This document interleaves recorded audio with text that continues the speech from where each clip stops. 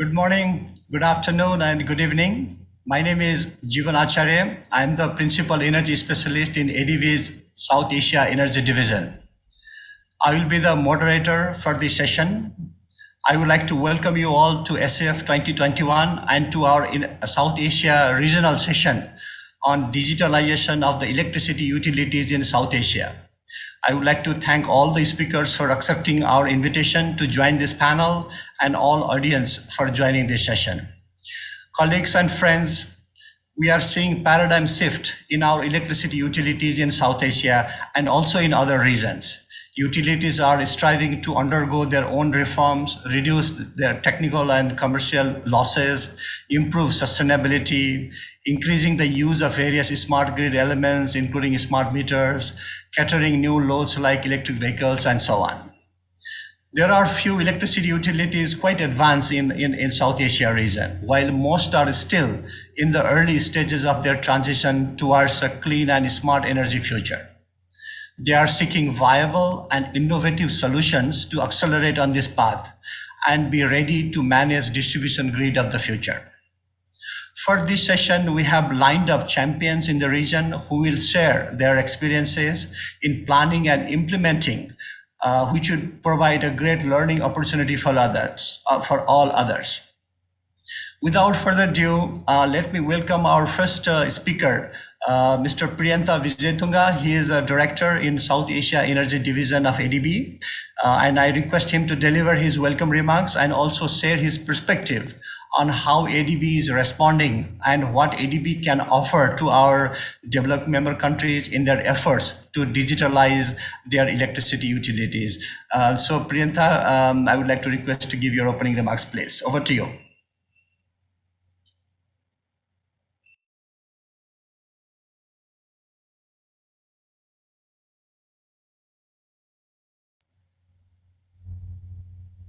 You are mute, Priyantha. Yeah, sorry. You have to unmute. Thank you very much, Jeevan, for that initial remarks. Members of our energy community, distinguished panelists, colleagues, and friends. At the outset, let me welcome all of you to the Asia Clean Energy Forum 2021. And I hope you have been attending various sessions this year too. One thing you may have noticed that we are having regional sessions covering various topics in each of those regions in ADB. And for South Asia, we have chosen the digitalization of electricity utilities as a topic, considering the momentum it has gained in the last few years and interest from the community to share, learn, and contribute in this very important area. ADB development member countries in South Asia, other regions, are now witnessing a paradigm shift, as Jeevan quite rightly said, in the power distribution sector. This is being driven by increased viability of distributed renewable energy sources, plans for proliferation of new electricity loads like electric vehicles, where you have energy storage, and increasing consumer focus of the utilities driven by possible two-way power flows as a result of consumers becoming prosumers. Incorporating these transformations not only have operational and financial implications, but also require structural changes in order to sustain the transition. The DMCs across the region have identified distribution grid upgrades and automation as key solutions and are committing themselves in implementing these initiatives at a national scale through both operational and structural measures. While a few of the utilities across the region have advanced in their grid modernization maturity curve, most are still in the early stages of their transition towards a clean and smart energy future. They are seeking viable and innovative solutions to accelerate on this path. Therefore, in this context, planning and implementation experiences from different parts of the world, both of course developed and developing countries around, could provide a great learning opportunity for utilities across the region to develop and implement new holistic approaches to manage the electrical grid of the future and deliver cleaner, reliable, quality, and affordable electricity for all. ADB has been financing, along with other development partners, various projects and programs in Bangladesh, Bhutan, India, Maldives, Nepal, and Sri Lanka, which basically form our part of South Asia. ADB is South Asia, and other regions, of course, through our other departments. It is important to look at experiences of these initiatives and build on while preparing future support to the DMCs. In this context, I wish to cite a couple of important examples here from our region. For instance, ADB's flagship preparing out islands for sustainable energy development, energy sector development project in Maldives, which we approved some time ago, and then later on brought in additional financing, and we will continue these efforts. And this in Maldives aims to introduce solar PV battery hybrid systems covering almost 160 outer islands, quite a large number of overall inhabited islands, and has initiated the digitalization through activities such as implementation of enterprise resource planning to improve the operational efficiency of the utility, the FENACA, energy management systems for smooth integration of renewables, and its optimal operations, SCADA systems to support data acquisition and remote monitoring of outer islands operations, pilot testing of smart metering that has potential for future replication, and digital flow meters to track the diesel usage and reduce losses. All these are smart interventions we have had in the POISE project. These interventions have helped to capture the geographically dispersed energy data in a meaningful way, and track assets, reduce outages, and plan future investments in an appropriate way. The future digitalization strategy of Maldives will focus on automation of decentralized generation and distribution, expansion of countrywide smart metering, adoption of drones and unmanned aerial vehicles, pilot adoption of Internet of Things, using sensors and computing to enhance renewable penetration, integration of efficient coordination between forecasting, generation, distribution, and demand side management. These are some of the initiatives Maldives is planning in terms of smart interventions. Similarly, hydropower projects financed by ADB in Bhutan, for example, are equipped with state-of-the-art control systems, automation, communication technologies, and SCADA systems to allow effective control of and digital communication between power plants and control center, and also remote control and monitoring. Alternative renewable energy project pilot in Bhutan, which is installing solar rooftop systems, and will also install smart meter and selected households. We will continue these efforts. We are preparing another project for smart interventions in Bhutan through a larger renewable energy project currently under preparation. We have also we have so many other examples of projects in Bangladesh, India, Nepal, and Sri Lanka, which I am sure you will hear during the panel discussion and how smart these interventions can be. I want to take this opportunity to reiterate ADB's strong commitment and support to our developing member countries in their efforts to digitalization of their electricity utilities through our technical assistance, investment, and knowledge generation and sharing, like the one which we are having today. I do not need to emphasize how critical it is to help our electricity utilities to adapt to these new technologies and business processes, where it is for improving their services, financial sustainability, and help address climate change issues, which are now one of the greatest threats at the moment, both from mitigation and adaptation viewpoint. We have a pipeline of about $1 to $1.5 billion a year in South Asia energy. And I also want to encourage you and to give us your feedback and inputs on where and how ADB support can be utilized to achieve more ambitious target on transition to clean energy. And that's one of the things what I really would like to request from you. If there are any opportunities where our intervention can add value to your operations, please do so that we can come in handy with adequate resources. We have a great panel today, as you could see here. And I would like to thank all the speakers for accepting our invitation and joining this session, who was some of the most senior prominent figures in the electricity industries in each of these countries. I would like to express our sincere thanks to USAID for joining us to organize this session.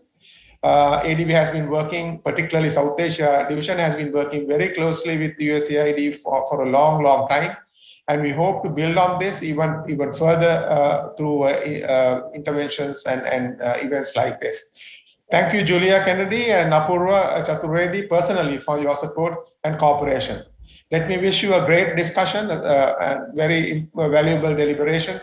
Stay safe. Thank you so much. Thank you.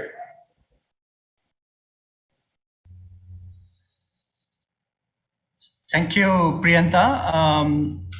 So now, colleagues, let me move on to our panelists. What I propose to do is that I will introduce each one of them before they speak, and they have about 10 minutes or so for each of their interventions, and we will have a moderated discussions afterwards. I encourage all the participants to share their questions and thoughts through questions button, and we'll try to accommodate as much as possible. So colleagues, I'm very pleased to introduce our first speaker. He is Mr. Reji Kumar Pillai, the president of India Smart Grid Forum, and he's also the chairman of the Global Smart Energy Federation. He's based in New Delhi, but he also travels a lot and has experience of working and supporting various other countries.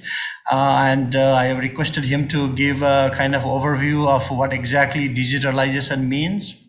And then what are the experiences of different countries, and what are the issues and challenges we have faced, and what can be done, to give a kind of a broad overview of all these topics, which will be kind of a good basis for our further discussion. So Mr. Pillai, over to you now. Good morning, good afternoon, good evening to all the participants from around the world. Thank you, Jivan and ADB, for giving this opportunity for me to present here. I'm trying to put the slides on the projection mode. Yeah, okay. Wow. Yeah, this is a very challenging subject itself to explain about the digitalization and prospects and challenges in digitalization in electric utilities. Since our moderator wanted me to cover some examples also, I have many slides. I'll be flipping through many of them. Those who are interested to ask questions, you may like to take a snap on your phone or a screenshot to post your question on any of those slides. But however, at the end of the presentation, ADB will be circulating all the PPT deck. And there are a lot of information in many of those slides. I will not be going line by line. So as we all know, the energy transition today is enabled by digitalization. Digital technologies are playing a central role in this energy transition. So this will help in distributed DER and EV integration with the grid, which will lead to emission reduction, meeting the emission reduction targets.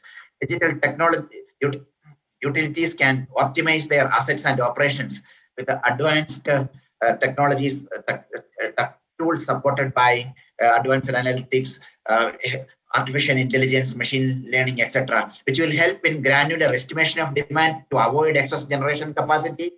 It will increase visibility of power flows in real time to avoid overloading and excess capacities in the distribution network. Defer costly system upgrade through efficient management of existing resources, and engaging customers through digital platforms for innovative programs. So digital utilities can balance demand and supply in real time through demand response, TOU, and other programs.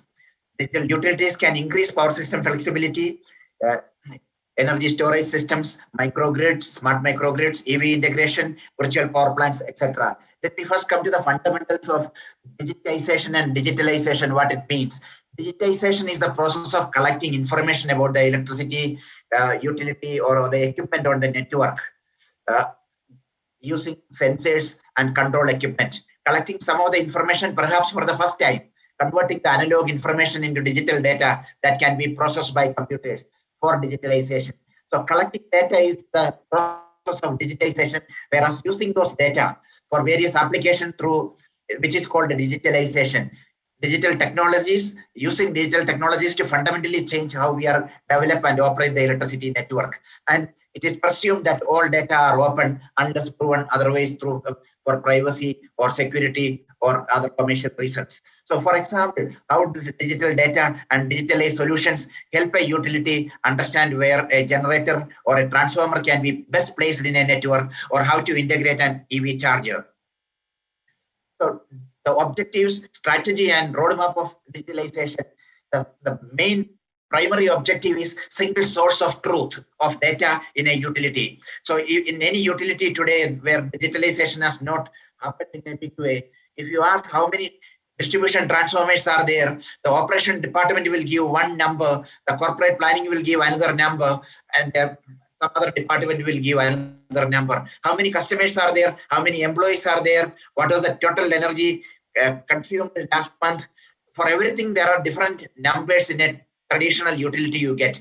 In a totally digitalized, end-to-end digitalized utility, there should be only one number which is used across the organization and shared with all stakeholders. And then convert this data into useful information to benefit customers, deliver insight for network planning, and also launch new services. The strategy of digitalization should be closely aligned with the business strategy of the utility, and also aligned with the innovation strategy, the digital strategy, and the IT strategy. So business strategy as a foundation for developing solutions to meet the changing needs of the customer. So Southern California Edison talk about the forward radar. We want to have a forward radar to see what our customers want, where the things are moving. Accordingly, we will align our business strategy, our innovation strategy, and everything else. Leveraging the innovation programs to develop next level of data and digitalization solutions. Future IT developments has to be suitably aligned to this future business requirements. And also, as the volume of data increases, the digital strategy should be aligned to facilitate these changes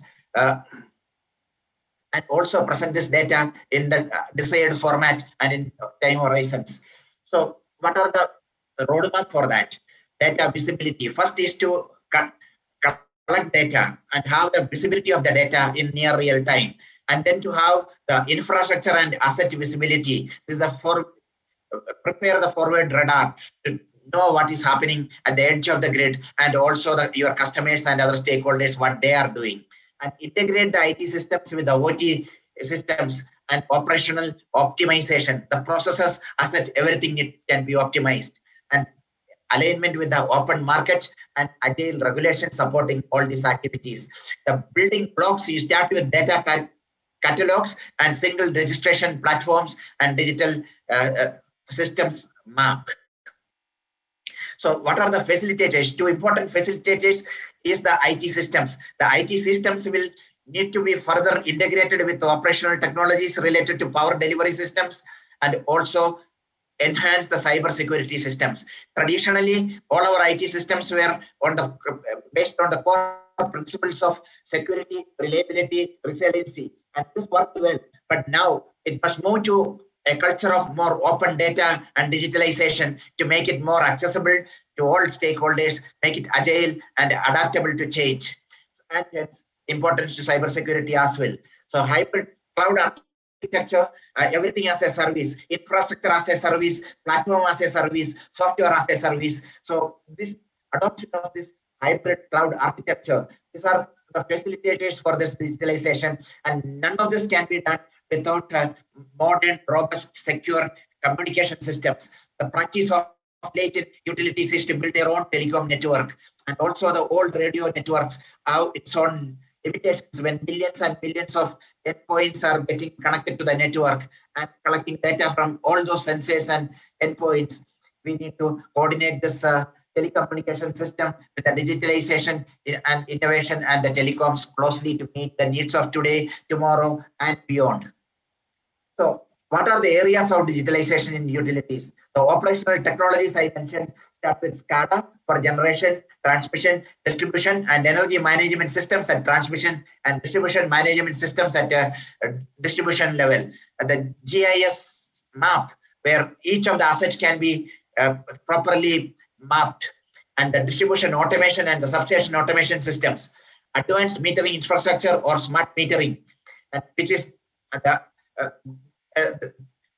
some activities which developed countries have already done and developing countries have now embarked on. Wide area monitoring systems with the PMUs and demand response, remotely disconnecting load or remotely controlling load, and robotics and distributed energy resource management system. That's a platform where all these resources can be managed.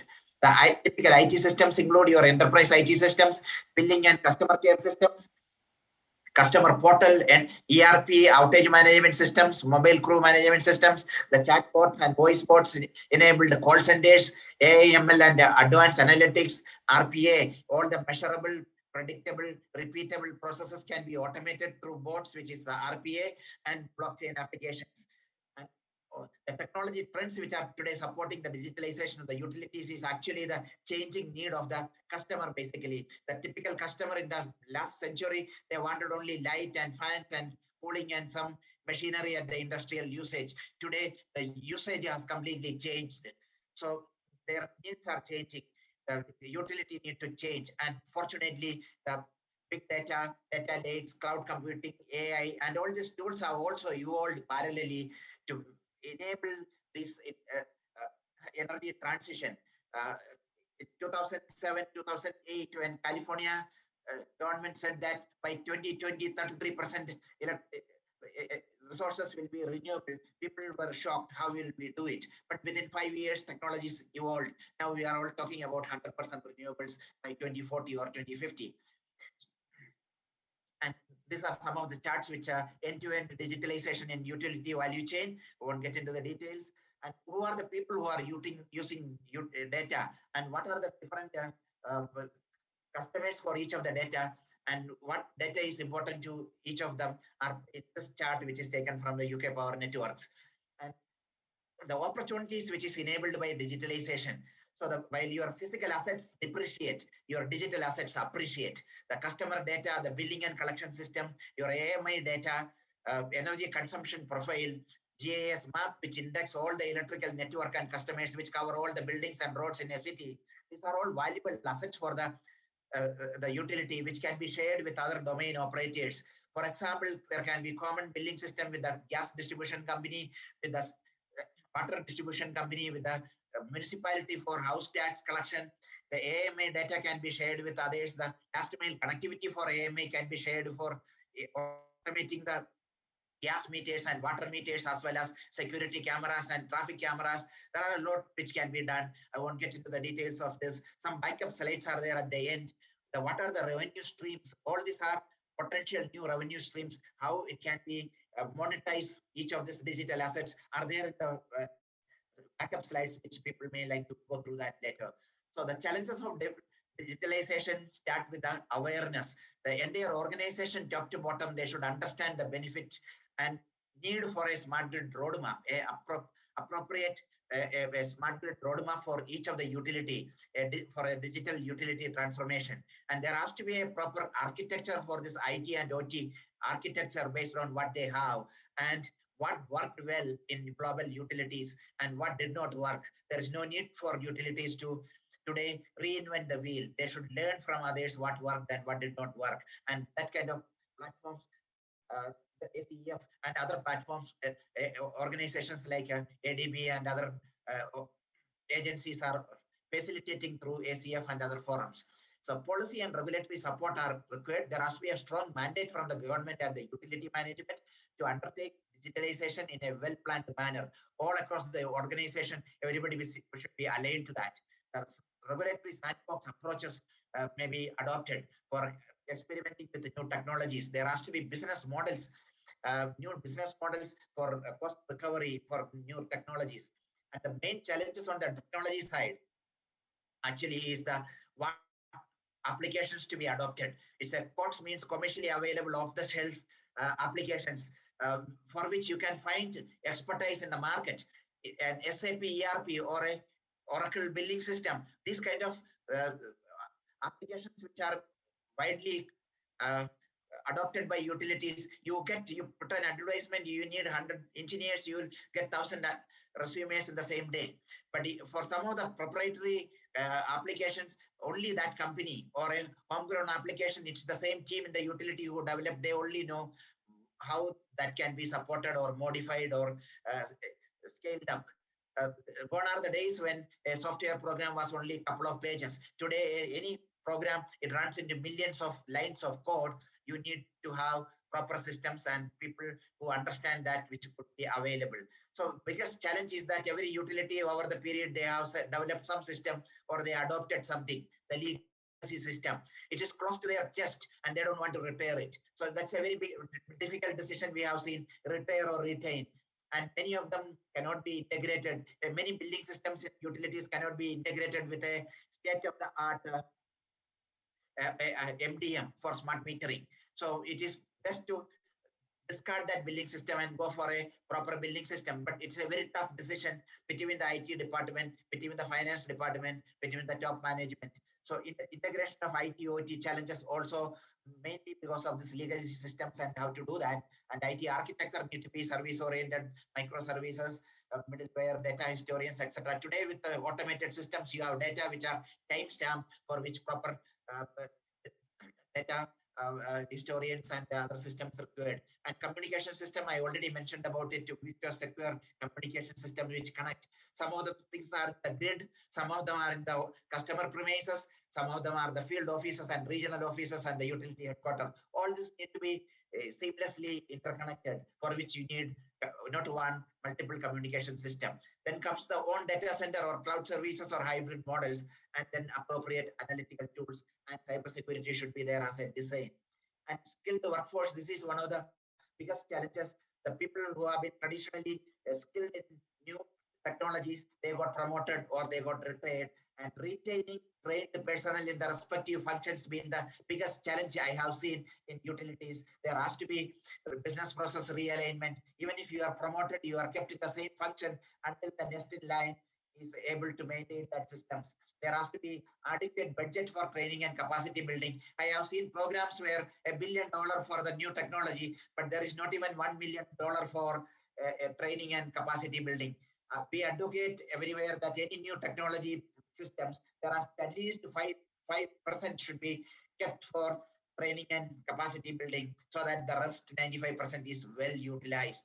So as I mentioned, courts applications, you will always get trained people from the market, and customers, new systems which you develop and host, but customers should be able to use it. They should be engaged and trained and motivated to adopt all these new technologies and systems. So I'll briefly cover in just 5 minutes the examples of digitalization in select utilities. My favorite is Western Power Distribution Company in UK. They have a proper roadmap what they want to do in next 7 years.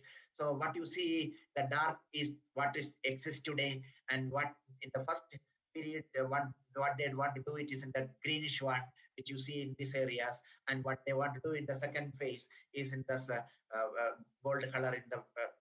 So go through this and study this. I won't go through each of the block, which is which require half an hour for this itself.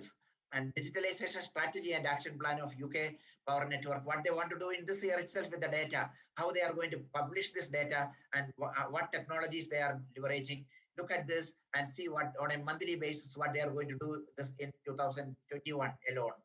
And Southern California Edison talking about a 25-year complete reimagining the grid. And the pathways to 2045 vision, where the grid architecture will be heterogeneous. It is not going to be a monolith architecture of a transmission grid and a distribution grid. According to the local need, each portion of the grid will be separate architecture. That's what they are envisaging. They expect in their service area, the EV alone is going to be something like 34 times more than what it is today. And they are also envisaging DC grid in areas or communities where EV penetration is going to be very high.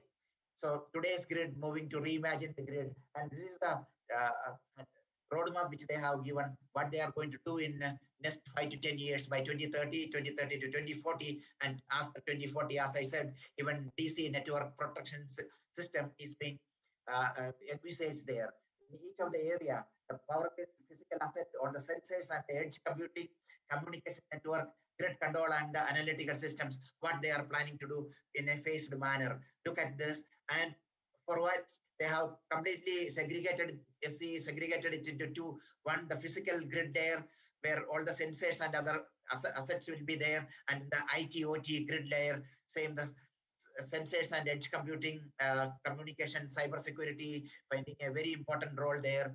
And this is again, what are the main fundamental capabilities? The fundamental capabilities at the transmission level and the distribution level are illustrated here, and also overview of the situational awareness or situational things which are required, remanaging the grid in any of this, all of these areas.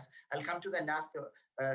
Look at the way the traditional grid, the response time was used to be hours and days, which is today in minutes, up to 1 minute. Many of them, the latency of control response is in less than a minute in some of the areas. But as we move forward by 2045, they expected to bring it to less than a second, half a second. In fact, every cycle, 60 cycle, every cycle, grid should be able to respond to that. That's the way the new automation and control systems are moving. So PTPL and near home have a smart grid roadmap. In fact, in 2019, ISGF had the honor of preparing a roadmap for them, and they have a digitalization roadmap, which these sites are from them, what they are going to do in the generation side, plant digitization, substation automation, distribution, EV charging, and come to the power plant digitalization here, and also on the distribution grid management. So coming to Sri Lanka, the Ceylon Electricity Board, their digitalization strategy depends on 3 pillars of implementation of IT technology, development of enterprise resource planning, and existing grid, transmission and distribution grid as smart grid. So upgrading the distribution grid and transmission grid as smart grids, distribution grid as smart grid. Some of the technologies are mentioned here, and on the distribution grid, mostly on AMI or smart metering, and on the advanced distribution management system with the integrated SCADA and DMS, and on the time-wise, each of the divisions, how they are going to do. And to Bangladesh, these are some of the initiatives which are ongoing there, which is shared by Bangladesh Power Department, the Energy Department, implementation of ERP in utilities, online applications and electricity connections, online mobile payment. Many of these things has been advanced by the remote working and paperless operations after the pandemic in 2020. Look at the industry view of this, and look at this slide in connection with the previous slide of Southern California Edison, which I have shown. So the grid level assets, the energy flow, and the information flow, and the business flow at the top level with the applications and communication and data platform supporting this movement from one end to the other end. I'll stop here. As I said, there are many backup slides on the digitalization of the revenue opportunities from digitalization of customer data, from billing and collection system, from AMI and other things, which people can go through it. And I'll be happy to answer questions later in the Q&A. Thank you very much. Back to you, Jivan.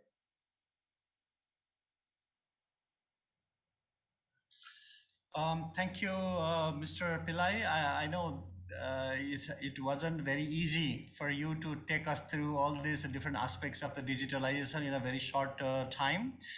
But I was very impressed with your slides and then the way you took us through different aspects of it.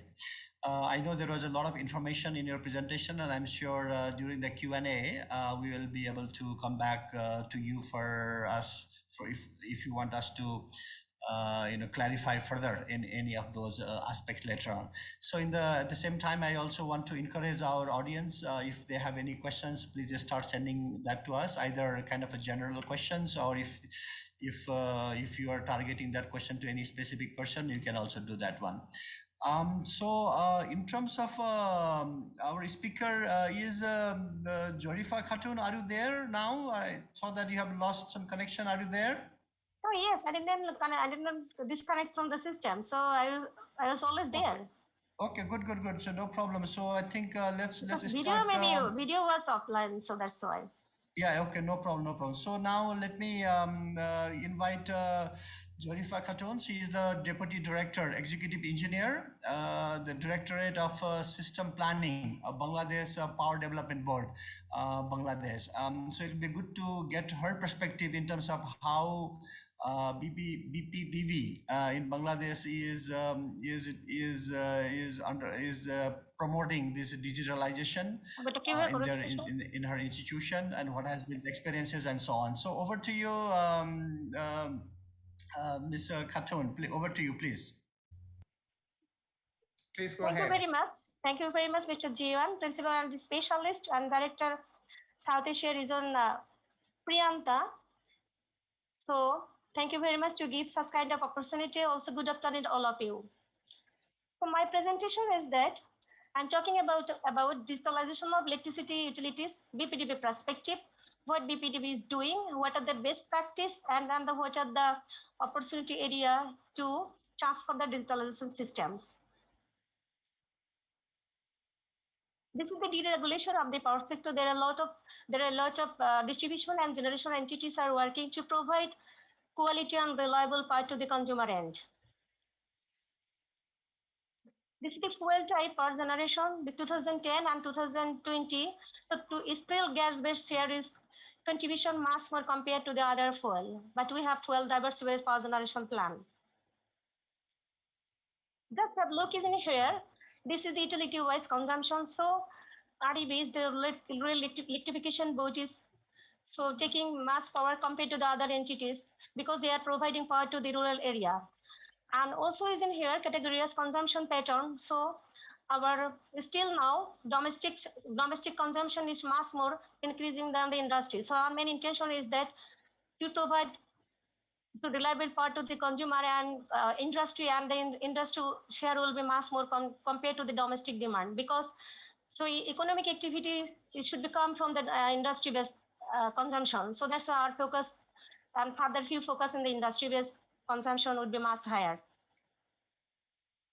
This is the typical load curve on Bangladesh. This load pattern 2013 and 2022, just like, our peak demand is always increasing in the evening peak. So that is where really problem to meet up the peak demand. So at a time, our demand is always decreasing, not sharp at the time, because we are implementing is in here automatic meter system and to proper utilization of the energy management system. And that have looking is in here 2041. Our ambition like that our evening demand will be shifted to the day peak demand, because we'd like to enhance our industry, because industry will be get much more power compared to the domestic. Our system will be more healthy.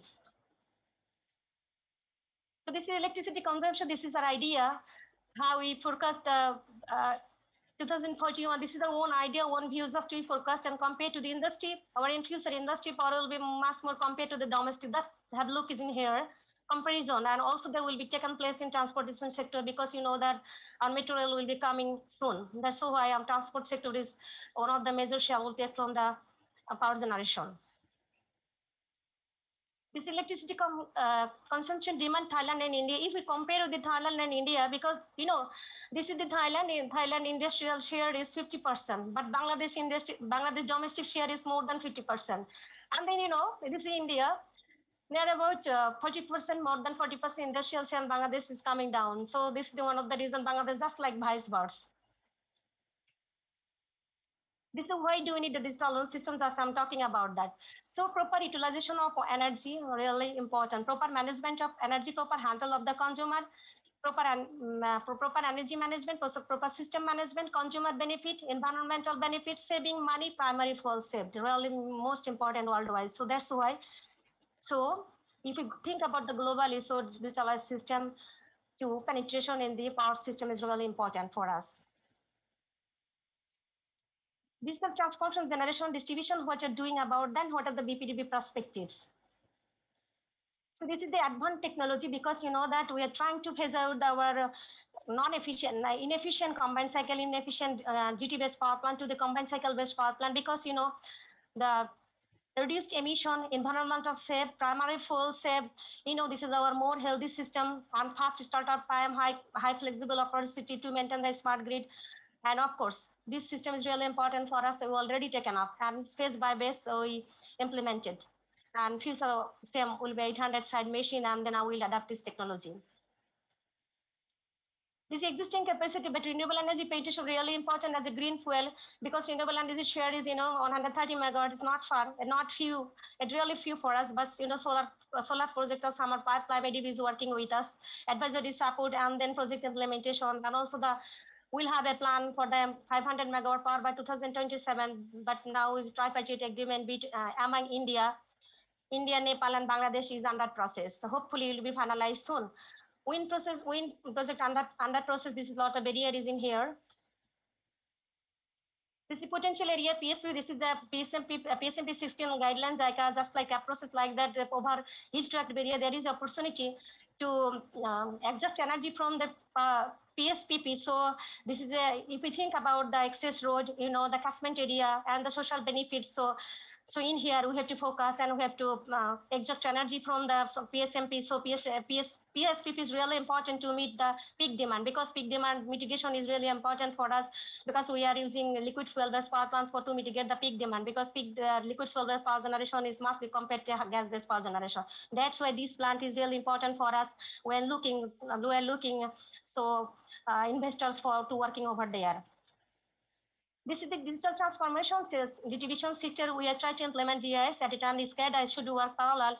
Also the underground system, because that Bangladesh is densely populated country. Smart metering already we are implementing phase by phase, and we are achieving and mass improving our systems.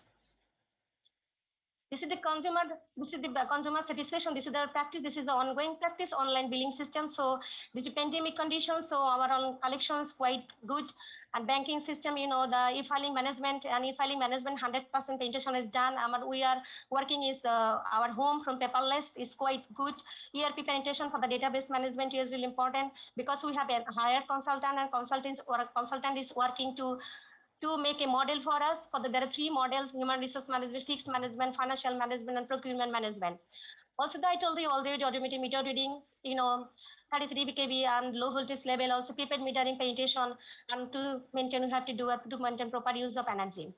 E-tendering already we are doing the practice. SCADA, I told SCADA and GIS is really important, because that demand forecast, but utility make a demand forecast sometimes make a error. So it's really important SCADA systems. Really important, because we do not make a proper or efficient way demand forecast, because our generation is surplus. If we do not make a demand forecast efficient way, our investment will be wasted. So our main focus is SCADA and GIS. So we try to use the distribution analysis software ETAP. So server is already installed in the server. So some people are already trained up. So hopefully we'll utilize this center. Underground cabling already has talked about, because Bangladesh is populated country. That's why underground cable consultant already working is over there. So route selections and the map, and under the consultant report. So within the investment opportunities is in here. Video component. This is our continuous process. We follow that. This is the prepaid metering system. This is a 40 million consumer, and the power sector, whole power sector, 4 million is prepaid metering connected. Bangladesh 3.3 million consumer, 1.3 million is connected to the grid. And this is the zone wide. This is our achievement, prepaid metering. So now ADB will finance 1 million prepaid meter installation. So this is under process. 3-phase and single phase meter is over there. So I hope this project will bring a good opportunity for us. This is best practice. The best practice, this is a lot of activities we already done, and this is ongoing process. This is our best practice, the transmission and distribution loss is, just like 10 to 10, this is like now 11.23%. So transmission loss more than 3%, and then others distribution loss, commercial loss and commercial loss and non-commercial loss. This is the best process coming down. This is the good opportunity, and this is that insurer can say that the reliable power we are providing to the consumer. This is the BPDB distribution system. This is the BPD commercial loss and non-commercial loss. This is the BPD coming down 8.99%. This is a good practice for us. So that's why I'm going to say about this is the BPD distribution loss, other entities, DPDC and DESCO, because their system loss is quite low compared to the other, because they are providing power to the city area. on the capital city area, because their consumer mix is quite good. That's why their revenue collection much more among their system is healthy. That's why their system loss is quite low other entities. This is the best revenue collection. We impose a lot of opportunity, lot of the digital meters, a lot of activities. So that's our revenue collection, bill collection, that's like, trend, this is the increasing. So it is good one for us because our bill collection, revenue account receivable is increasing. So this is investment opportunity. And now I am talking about that because we have to work among all others. So industrial consumer, already I talked about. Electric vehicles penetration, because industrial consumers really need a specific details study. So up to 2041, because up to 2041 we have a dedicated plan. Power generation plan, also the demand is a problem because we just like, our in-house idea, we just prepare the demand forecast. That's why we need a SCADA. And in electric vehicle, how much electric vehicle power consumption will be in future, industrial consumers, motivation, how we can do it. For so advisory support is really important for us. Prepaid metering, I told you, prepaid metering only, BPDB only 1.3 million consumers are getting prepaid metering, so 444 consumers is left. So investment is over there. Also, automatic meter reading really important because proper utilization of energy in the consumer end. How much energy they are utilized and how much energy we providing to the consumer end. This is the difference. So that's the automatic meter reading and prepaid meter is really important. This is another important issue for us. So investment opportunities in here. And also the I development, because we are behind that. We have to implement or we have to focus on the green energy penetration because ADB is working on the grid-based solar power plant because they are doing the feasibility study complete. Hopefully ADB will financing over there. Also the PSPP is really important. Please look after is over there. And energy efficiency conservation is really important because at a time we increase our demand. Because we increase our economic activity, at a times we reduce our demand because we believe that we don't want to produce 1 unit of electricity. I don't want to emit emission to the environment. These are main ambitions. Although of course we have to reduce our emission. We have to and the carbon saved. This is our main intention. Our intention said that another intention is that ensure the optimal resource mix and power flow path. I told you before, GIS system, SCADA system penetration really important because we are behind. We are behind. So we have to front line. We have to work together. SCADA really important. Database management. We'll understand how would be the consumer, how would be the energy management, what voltage level people are getting power is really important. Also the GIS integrations. Our consultant is working over there for the feasibility study and the model development. So SCADA implementation really is investment opportunities there. Underground distribution level, because Bangladesh is densely populated, it is really difficult to get the right of way. So that's why sometimes this project is delay. So really difficult to just like make a transmission line or distribution line or distribution substation. So underground is much more important. So consultant is working over there. So definitely 2023, so consultant will submit our report and pass the report. So our implementation implemented procedure will be started. So our investment opportunities in here. Also human resource development. Human resource development is the continuous process. So if we do not provide the quality requirement training to the human development, otherwise our all initiative will be going to vain. So thank you very much. Thank you, Jian, and thank you, Adar. Thank you very much.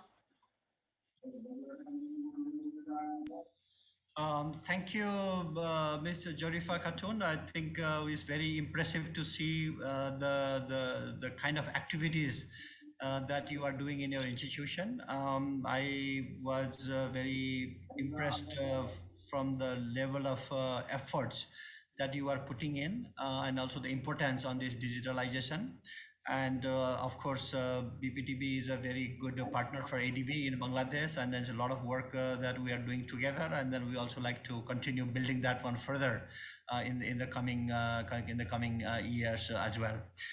So now we are running a little bit behind, but now let me take all of you to Sri Lanka, a beautiful island country. So we have Additional General Manager from Ceylon Electricity Board, Mr. Rohantha Abhay who has kind of a champion in pushing this digitalization efforts in CEB, has a lot of experience by himself, and we are very pleased to have him in this session today. So, Mr. Abhay Sekara, over to you for your presentation and also your experiences. Over to you. Thank you. Thank you, Jivan. Ayubawan. Good morning, good afternoon to all of you.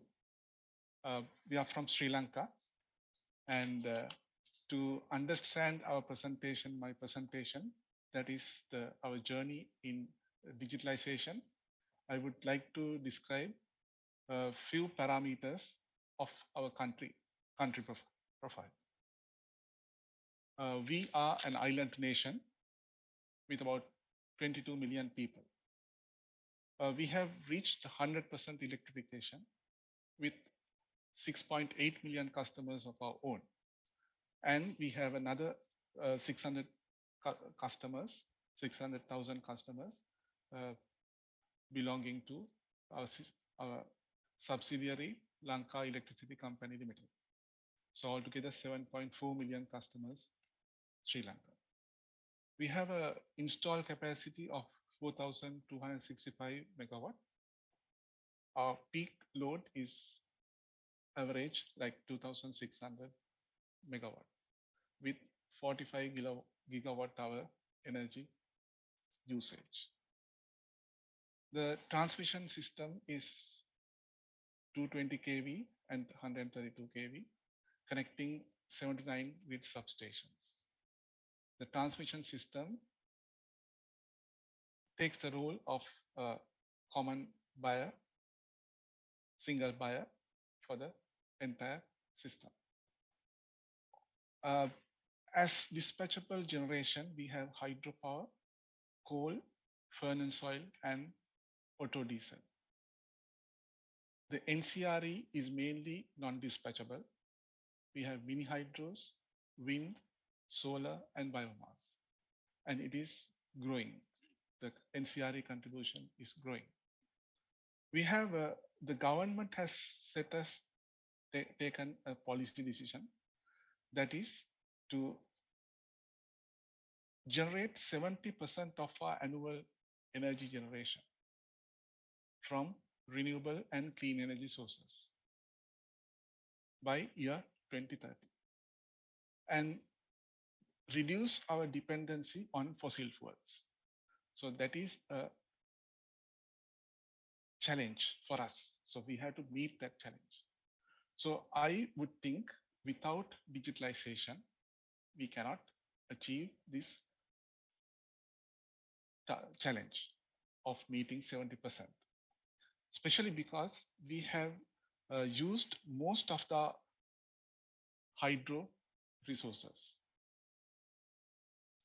So like we are only left with wind and solar. The intermittency of these sources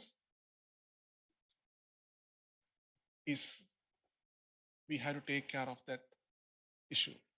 And only a digitalized utility can produce 70% target for us. Way back, we have started the digitalization process quite early, but in 2018, we have made a digital transformation roadmap. So this is not only for the Ceylon Electricity Board, but for the entire country. So establishing the key identified points in that roadmap are establishing a strong IT infrastructure. This is true. This is not only for administration, but also for operational purposes. We have to enhance our applications, mobile enablement of our applications. And also we have planned an enterprise resource plan, implementation of an enterprise resource plan. As part of this ERP, we have studied our business processes and we have documented it. That's a very good asset for us. Implementation of smart meters and advanced metering infrastructure. Smart grid initiatives. We have to start smart grid initiatives and mainly for this maximize the NCRE integration. Talking about smart meters and AMI. So we all agree that that is the cornerstone of electrical utility, smart electrical utility. We have started a few smart meter projects. Some are very considerably small, like 1,000, started with 1,000 meters. And later we are extending it to 15,000 customers. And we have another project to in an urban area to accommodate 50,000 customers in a urban area.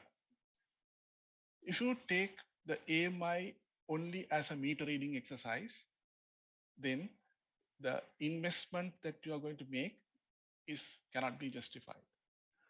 Based on the projects that we have done in these three areas, so like we have to ask the question whether our customers need this solution, whether the cost can be justified.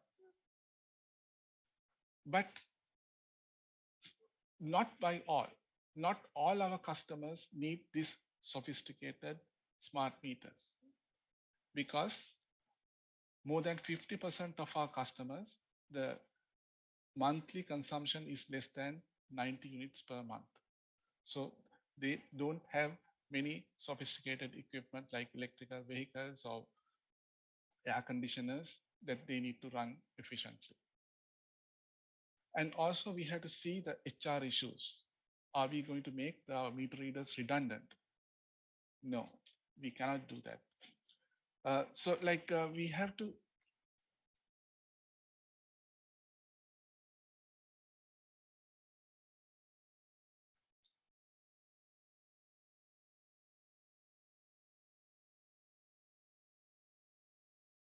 Sorry, Yes, Mr. Avesekara, is everything is okay? Yeah, I want to share the slides. Sorry, I forgot. Yes, we are seeing the slides, but you just need to move on to the next slides and so on. So I think it's just the country profiles is the one which is being shown now. So you can continue flipping, and also you can have in the presentation mode. Do you see the slides? We can see the slide, but it's only in the country profile. Is the only one is being shown now. And now, yes, now it's, I think it's keep on moving to go to the slide that you want to show. Yeah, sorry about that. Yeah, no problem. So like, as I said, we have to answer that questions. We cannot make the meter readers redundant. It's not just a meter reading exercise. The AMI has very good advantages that we can exploit. So as I said, not all customers appreciate these smart meters, but we have few customers who can benefit from this exercise. So we have to select those customers and extend our AMI infrastructure as quickly as possible. So who are these customers? So like people who are already connected with rooftop solar, customers who are at the ends of distributed lines. So we know that our AMI infrastructure can also be a sensor network for the power quality. And we have high-end customers. They can switch off air conditioners whenever they are given the advantage of a lesser tariff. And also like new customers, we can give directly smart meter connections.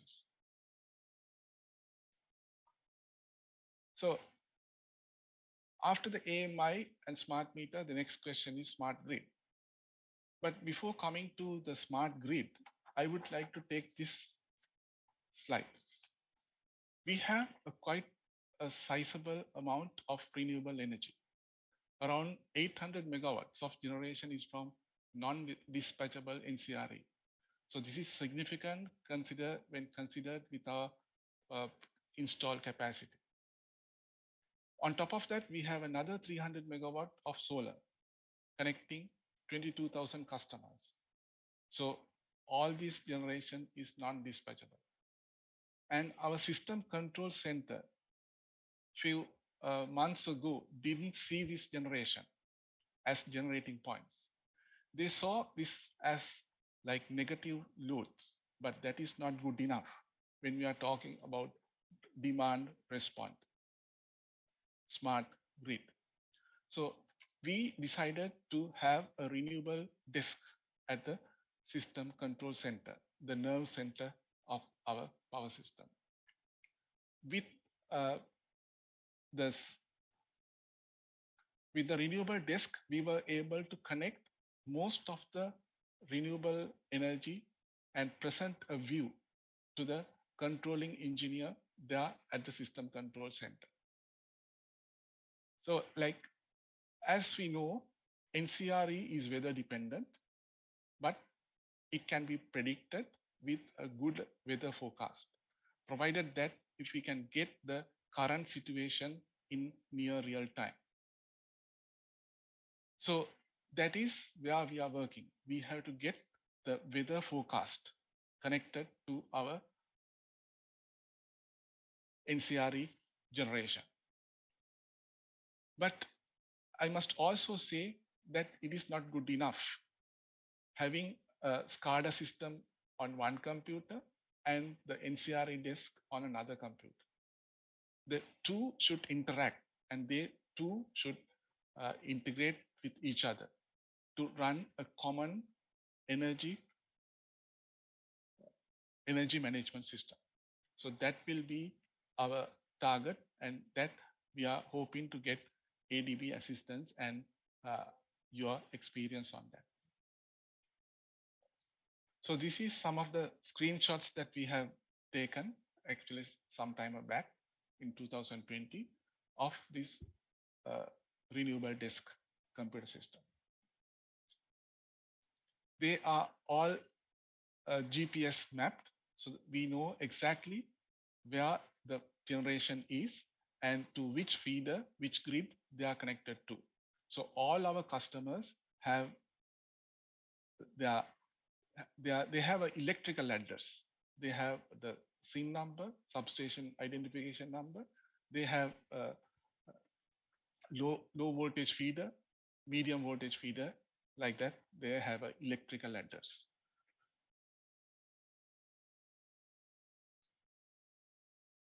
So next we'll move to the smart grid initiatives of CB. Way back in 2016, we have installed the National System Control Center, again with the financial assistance from ADB. We have almost all grid substations are with SAS. The grid substations are connected through SCADA, through optical fiber to the National System Control Center. We have up-to-date energy management system. As I said earlier, our renewable energy has to be integrated to this EMS system as a generating point. We are planning to have a wide area monitoring system, a framework for demand side planning.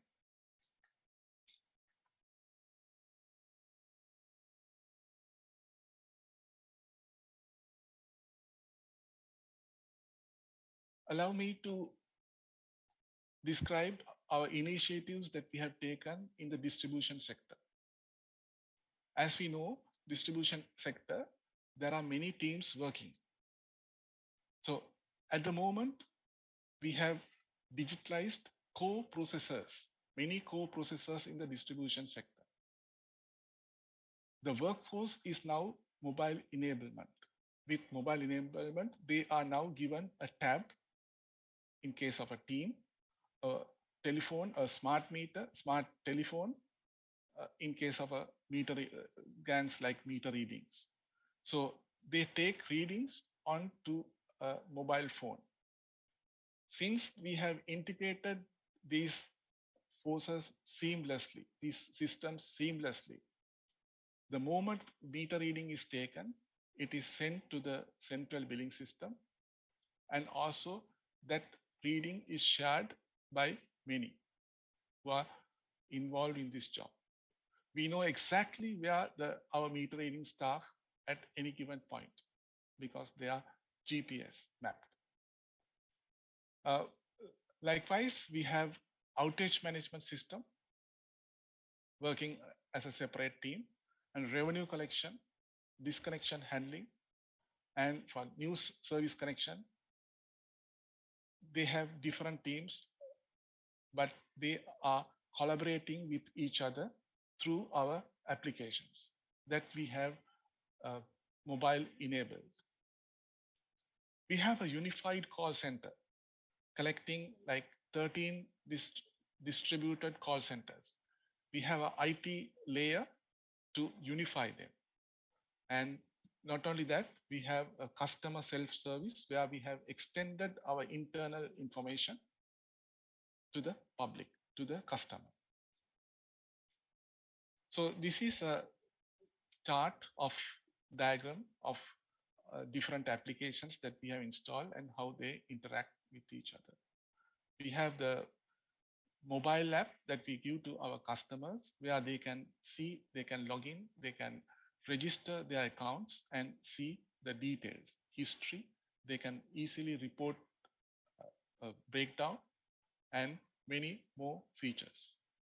The meter reading goes with this application where we call meter reading plus, and it is online billing. So in the absence of smart meters, or in the absence of internet connected meters, we have done the next best thing. The moment the reading is taken, it is shared. So at the end of the day, we know how much we have collected for financial purposes. And we have the other service called breakdown assist. The people who are working in the field, they are updated regularly. What is the next job that they have to attend? So only the filtered information is sent. So we have, therefore, a whole set of digitally connected workforce. And the moment a customer gives a report a breakdown, it ends up in this breakdown assist team's iPad or the data port. So without any human intervention, so they see the breakdown. Because we have GPS mapped almost all our customers, it is very easy to locate them by these breakdown groups. We have the CRM for working in the call center, and we have the web portal, and also we have implemented a workflow system.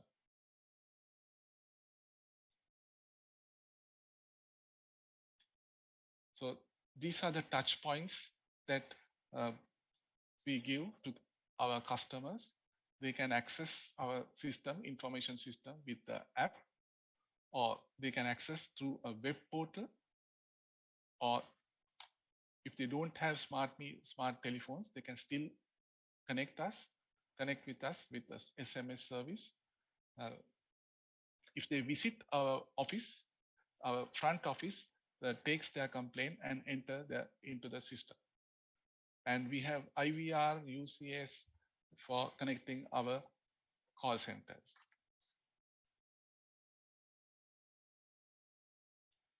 So as I said earlier, our call center is unified. So though we have 13 call centers, like when there is a sudden breakdown in one province, all other call agents get together and share the load. But they don't see a difference between a local call and a call from another province. And also we have a unique feature. to let the machine-to-machine integration. This is done with other managed services like telephone companies. They have managed information. They know if there is a power failure in one of their repeaters, telephone companies. Without operator intervention, the machines talk to each other and report a fault. That I think is unique. So our staff will get to know, and it is automatically sent to the distribution team down there in the field. We have also provided like features like IVR, AVR, because we are not targeting to answer all our calls after a breakdown. We know what the customer is going to tell, but we have to give a customized response to our calling party to tell them that we are aware of their breakdown and we are attending to it in a given time. The reliability indexes are calculated automatically, and other features like SMS, email, chat box, social media, all we have integrated them into these call center applications. If not for this call center application, with all these features, we are unable to serve our customers to get their responses, their complaints quickly. So that is a brief description of our journey. So I thank you for listening to our. Thank you. Okay. So thank you, Mr. Avay Sekara, for your excellent presentation. It's very encouraging to see your journey of what you went through, and then the initiatives that you have also taken. There are one or two points that struck me. One is you mentioned about we're all talking about digitalization, but to whom, at what level? That is also important. And the second thing you also mentioned about, of course, we can promote smart meters, but then it will also create some redundancy in our manpower and so on. So how do utilities handle? So of course, you also talk about many other things which are very important, but this is a kind of a very good segue to bring our regulator into our discussion. So I'm very pleased to have Dr. Ram Dhital. He is a member of our Electricity Regulatory Commission in Nepal. So it will be also good to get his perspective in terms of how regulator sees any digitalization of the electricity utilities, what they want them to do, what they don't want them to do. I think how they themselves are also following this digitalization efforts. So I think it'll be good to hear from his perspective also. We are running a bit late, but I hope that Dr. Dhital can quickly summarize his presentation, and then we come back for further discussion and with the closing remarks from Ms. Julia Kennedy. So, Dr. Dhital, over to you. So I was, mentioning about my ideas in, today's discussion. So why do we actually encourage utilities to be digital? Previous speakers, they have already, highlighted the perspective, but, when we have digitalized, utility, this will help in predicting the higher predictability in electrical system management, because we have enormous informations both in the supply and the demand side. This will this will help us in making good simulations and locate the transformer, the generating units, and also the transmission distribution line management, so including the congestion management. The reduction in operational expenses, of course, the human resource cost will be reduced. This will help actually making informed decision makings, also increase transparency, improve consumer services, be it online applications for the new connections, grievance reporting, online payment. All those things can be done very easily. Another thing, digital license will help utilities survive any uncertain price scenarios possibly caused by increase in distributed generations. Why I'm, emphasizing this is we all advocate for the distributed generations, but in our part, the commercial sector and the industrial sector contributes around 45% of the total revenue of the utility. If everybody wants to put up their systems, then probably the utility will have reduced revenue. So how are they going to manage this kind of risk? So this will help them make kind of advanced plan for this. Another thing is, of course, the operational efficiency will be increased. The conservative estimates, one of the study, done by Mr. A. Booth, the document says that, digital optimizations can actually increase profitability of the electric utility by 20 to 30%. So this will be one of the biggest achievement if we go for digitalizations. Why do we need to be digitalized?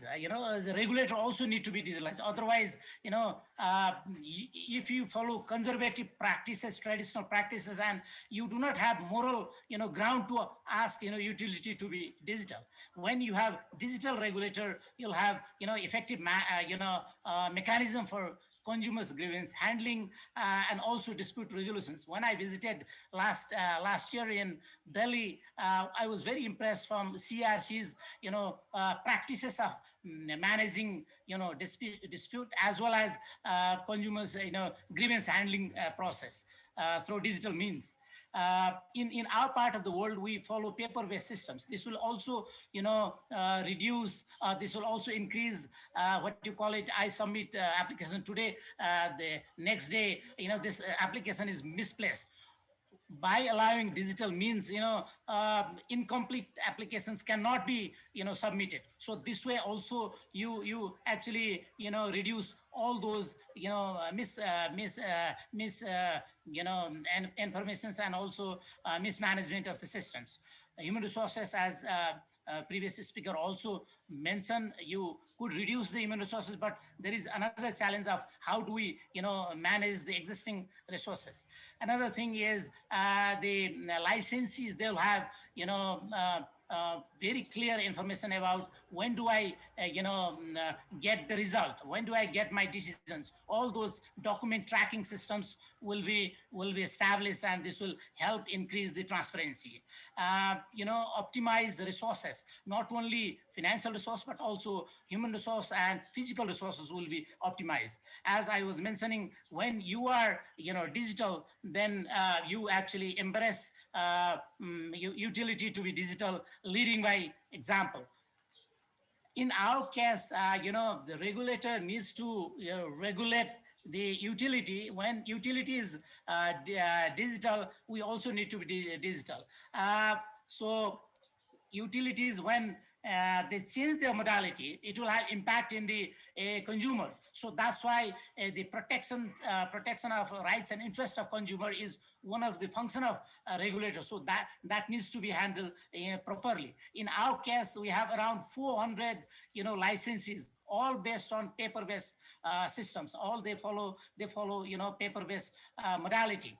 The regulator is very new. It's been a little more than 2 years since we have started our operations, but the sector has gained a certain level of maturity already in absence of the regulator. So for us as a regulator, how do we, establish, how do you communicate, how do we, ensure that our decision-making process is transparent, independent, and credible. So this is one of the, issue. That's why, we need to, scrutinize and manage, volume of, applications, volume of, petitions. And then we also need to educate the sector that we should not, the regulator is not creating any regulatory shock. We also need to be very mindful that, we should not be captured by the market. So these are, issues that we need to, address. So how do we do this?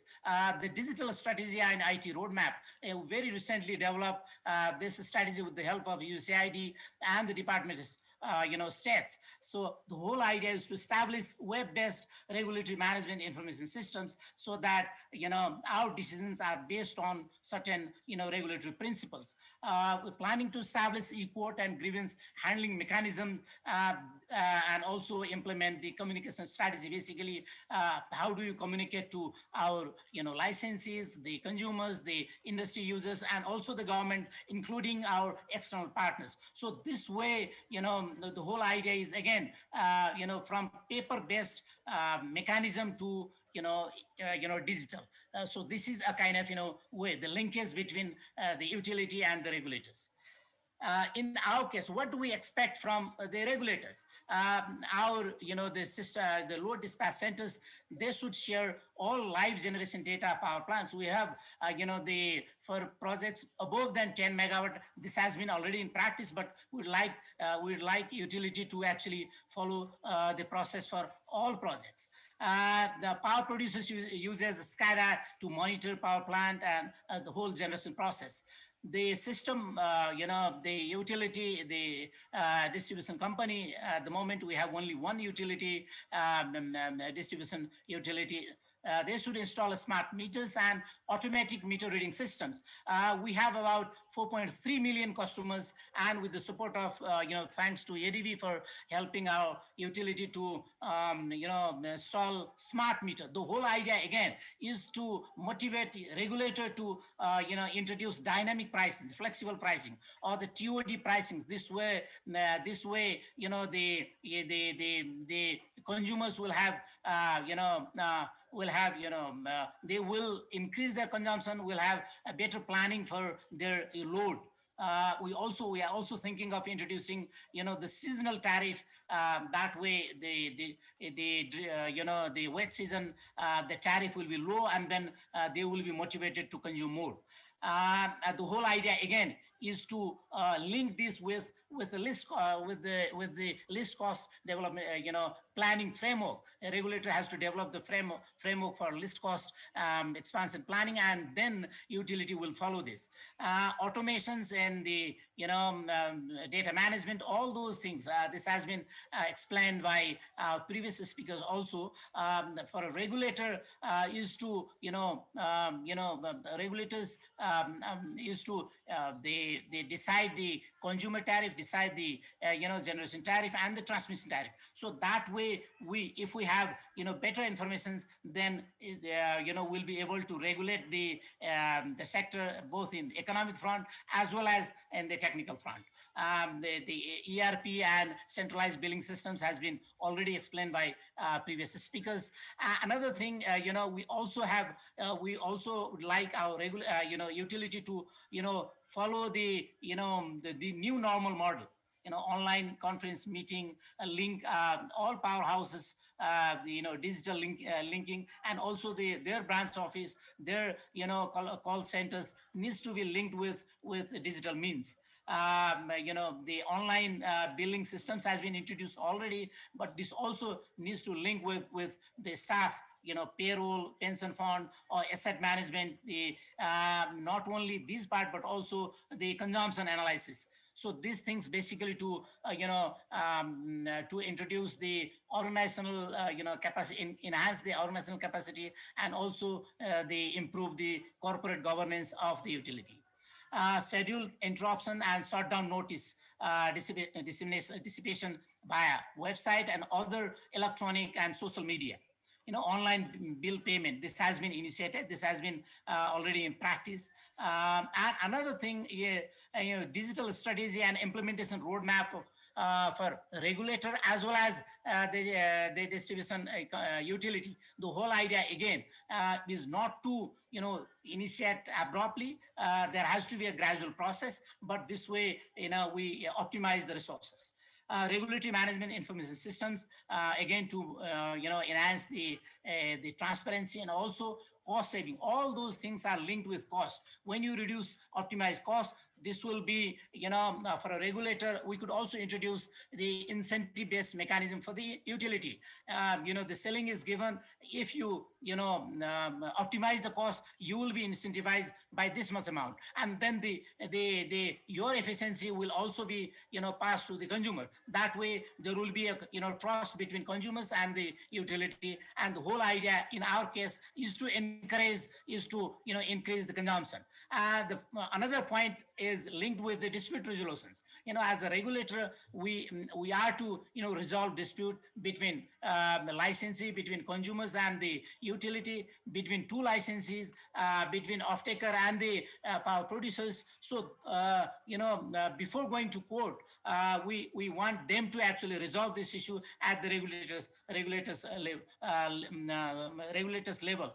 Idea is again to encourage, to motivate investors to invest in the sector. We have a, independent regulator. That way the disputes will be resolved.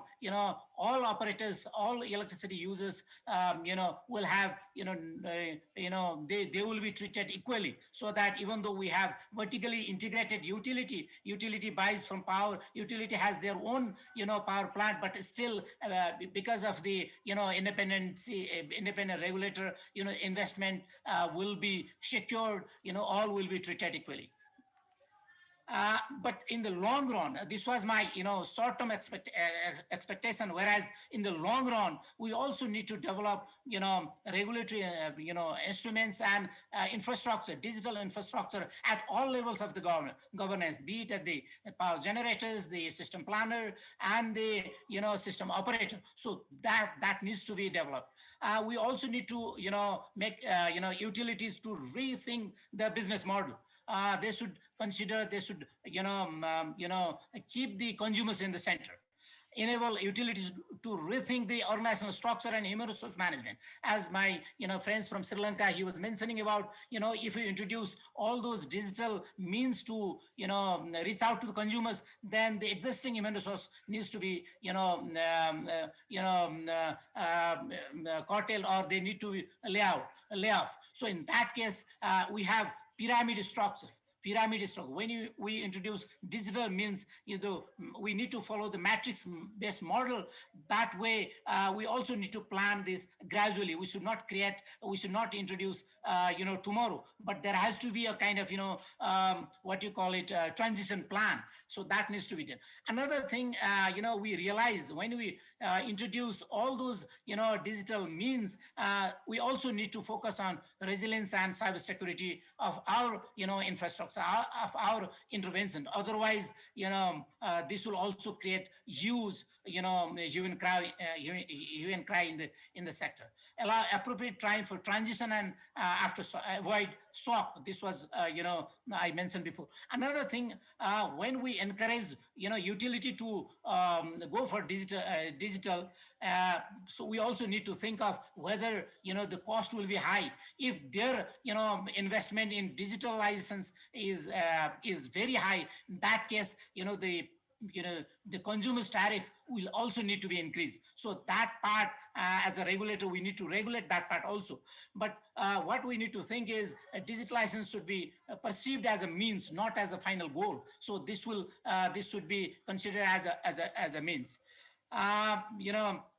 What we've done in the regulatory commission, even though it's been a little more than 2 years since we initiated our activities, almost 1.5 years has been for this COVID pandemic.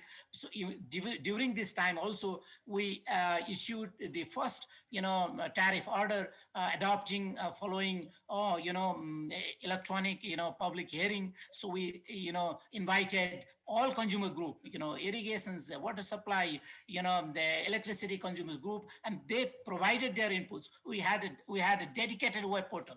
So we actually decided the consumer tariff, and in the past we also had NES tariff. You could actually compare electricity bill from our visiting our website. This actually is we actually replicated model that we learned from the Georgia. We visited there, know your consumer, know your electricity bill. the whole idea again is to make consumer front, on board while making decisions. We also have a dedicated portal for, grievance handling, web, tariff petitions, all those things. And we also very recently celebrated, our second annual day, inviting people. This pandemic also has, given us opportunity to go for digital. New normal has been practiced already. Otherwise, we could also have, visited Manila to attend this conference also. This is what I just wanted to share with you. Thank you very much for listening to me. If you have any questions, I'll come back to you. Thank you.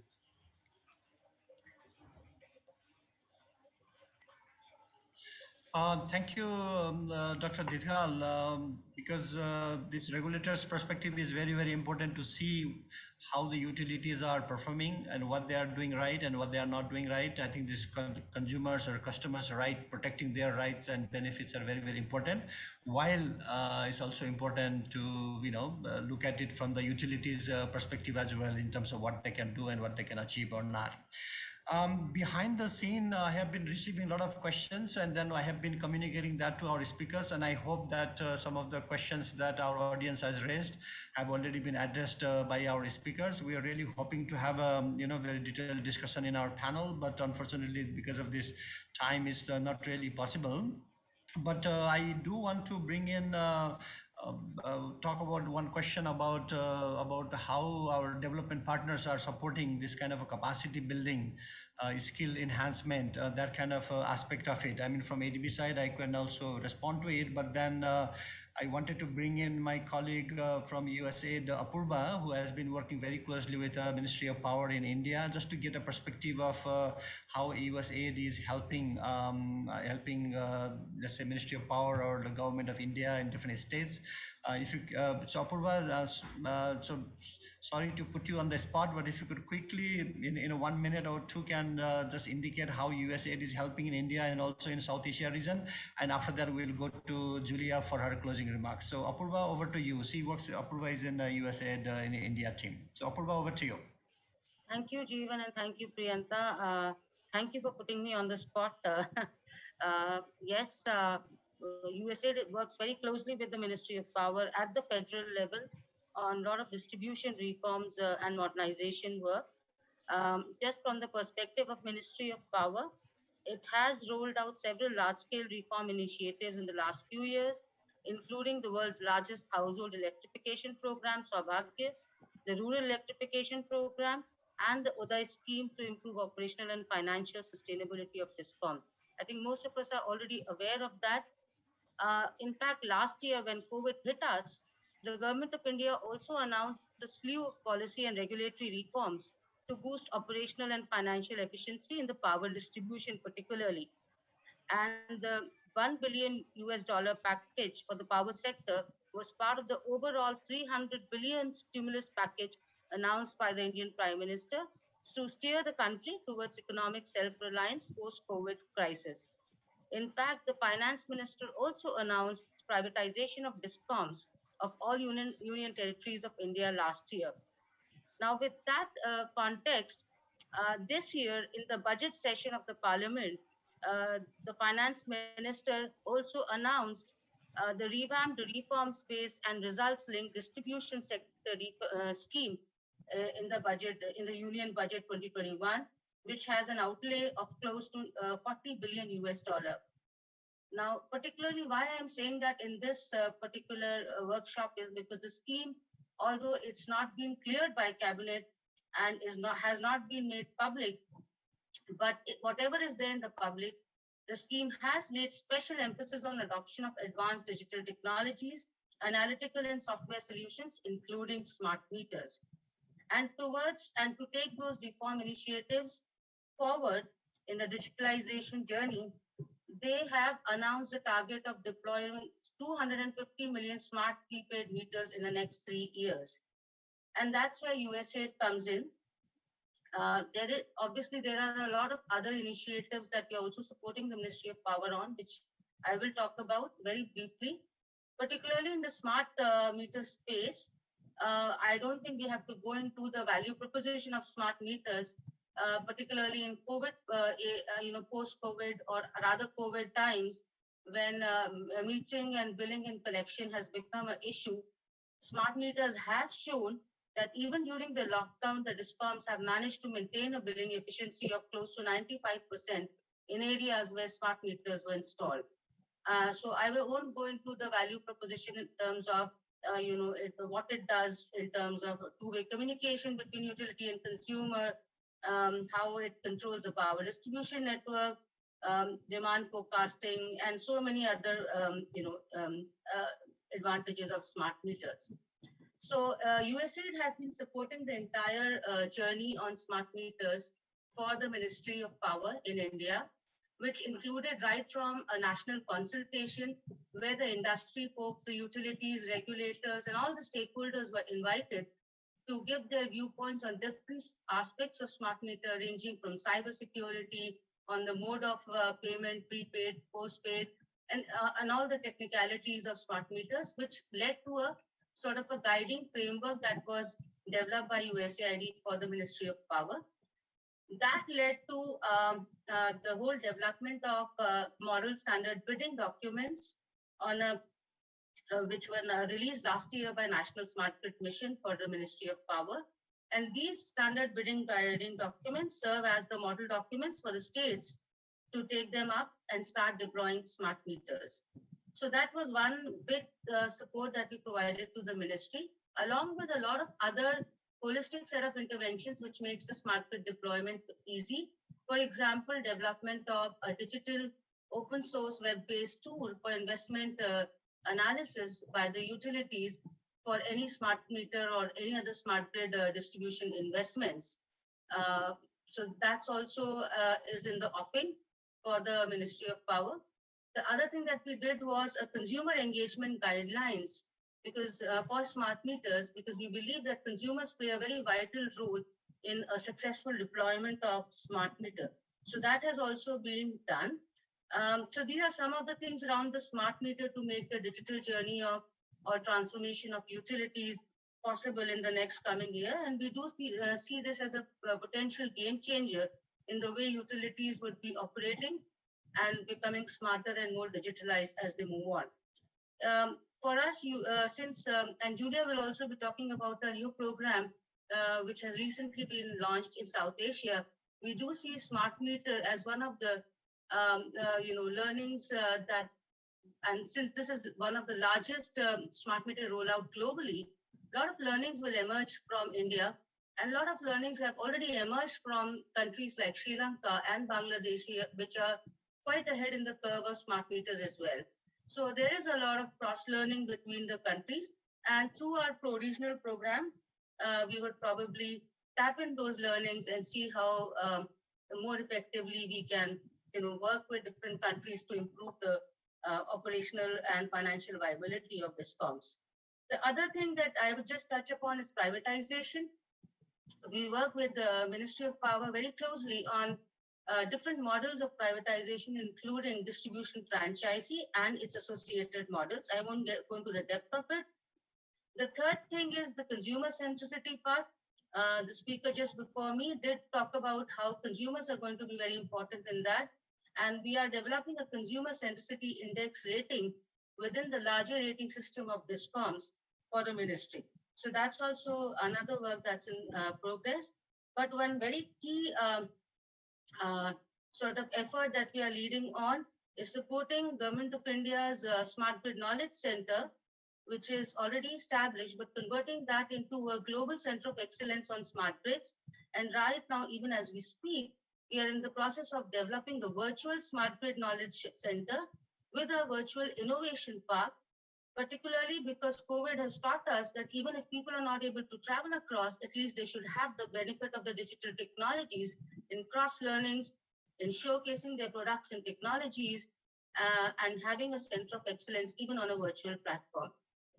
So with that, I think I will turn over to Jeevan back for Julia to take given the closing remarks. Thank you. Okay. Thank you, thank you, Apurva. Really appreciate you filling in for the work that you are doing it in India, especially with the Ministry of Power and so on. Really appreciate. So we are really 15 minutes more than our allocated time. But once again, before I request Julia Kennedy, she's the Director Acting for Indo-Pacific Office in USAID, to give her closing remarks. Let me also take this opportunity to thank all the speakers and for all the audience for participating in this session. You know, we have covered a lot of activities, but it's within this short time frame, we cannot cover everything. But I hope that you got a kind of a gist of what's happening in the region and what can be done. And then we all as a development partners are always there to work together with you and to support in this work together. So with that, let me thank everyone from my side, and then now I'll pass on to Julia Kennedy for her closing remarks. So Julia, over to you. Thank you, Jivan. And good morning, everyone. It's really wonderful to be here to deliver the closing remarks for today's session. You'll have to bear with me if I stumble over anything, because it is, in fact, the middle of the night where I am located, but that's part of the wonder of digitalization, is yet where we are all here together. So I would also, similar to what Jivan was just saying, I would like to begin by thanking Priyantha Vijaytunga, the ADB's South Asia Energy Director. Of course, the senior representatives from India, Bangladesh, Nepal, and Sri Lanka. And lastly, Jivan, yourself, for all of your work facilitating today's wonderful discussions. I'm sure the information from this session will contribute to the modernization journeys of South Asian utilities. Today's session reminds me of the deep dive workshop USAID India, ADB, and the Foreign Commonwealth and Development Office organized in 2019 for the Asia Clean Energy Forum on Next-Gen Utilities for a Smart Energy Future. With the participation of over 126 delegates from 26 countries, the workshop fostered regional cooperation, supported networking, and built business opportunities for smart power distribution. I'm glad that ADB has taken forward the conclusions from 2019 and organized today's workshop focusing on utility modernization and transformation in South Asia. Needless to say, I wish we could be sitting together on the ADB campus and having face-to-face interactions. Hopefully, we'll be able to do so again in the near future. Reliable power at affordable prices is necessary to help meet Asia's growing energy needs and is crucial to transforming its economy, especially during the region's recovery from the COVID-19 pandemic. Our discussions today are timely as COVID-19 has amplified the importance of accelerated digitalization in the utilities sector. In fact, smart meter-enabled distribution utilities have maintained nearly 90% billing during the current lockdown, and the average revenue per consumer has increased by 15 to 20%. The United States is committed to helping build sustainable energy markets and enable utilities transformation through the development of smart energy systems. These types of systems will help mobilize investments and strengthen local capacities so that countries are able to manage their rising energy demands. Today's workshop offers a perfect example of how USAID, ADB, and South Asian governments can come together as partners to address development challenges and unlock the power of digital technologies in the energy sector to the benefit of millions of people in the region. Through partnerships, we can harness knowledge and explore diverse approaches to manage the utilities of the future and deliver cleaner, reliable, and affordable electricity to all in South Asia. I'm proud to note that USAID is partnering with the private sector and with national governments across South Asia, and has done so for many years through our various bilateral and regional programs. My colleague Apurva just provided a number of examples of our work in India, where we work with the Ministry of Power to support the modernization of electricity distribution through reforms, as well as the deployment of smart power systems. I'll share a few other examples that I think describe a little bit the work that we're doing regionally in this space. During the World Utility Summit in January 2020, we conducted a workshop on regional cooperation for the modernization of power distribution. Participants representing South Asia's and the United States governments and power utilities endorsed the idea of a South Asia distribution utility network.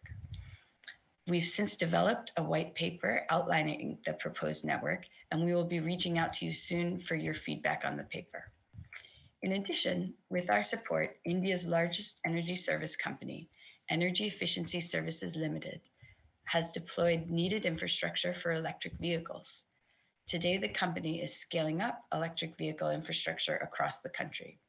Once fully developed, we will explore opportunities to expand this initiative across borders. Finally, we have just launched a new initiative, as Apurva was mentioning, the South Asia Regional Energy Partnership. This partnership will work with the South Asian nations to improve access to affordable, secure, reliable, and sustainable energy through expanded, transparent, and efficient markets. I'm very glad and honored that we have almost all the South Asian senior officials from the power distribution sector here today. We will reach out to you soon for engagement in this new partnership. We owe our success to partnerships like this, and at USAID, we are committed to continuing our collaborations with governments, private sector, and civil society organizations to advance our shared energy goals. This session's deliberations will help prepare utilities to make a smooth transition and learn from each other. So thank you once again for all of your participation. Please do keep safe and healthy, and I pass it back over to you, Jivan. Thank you so much.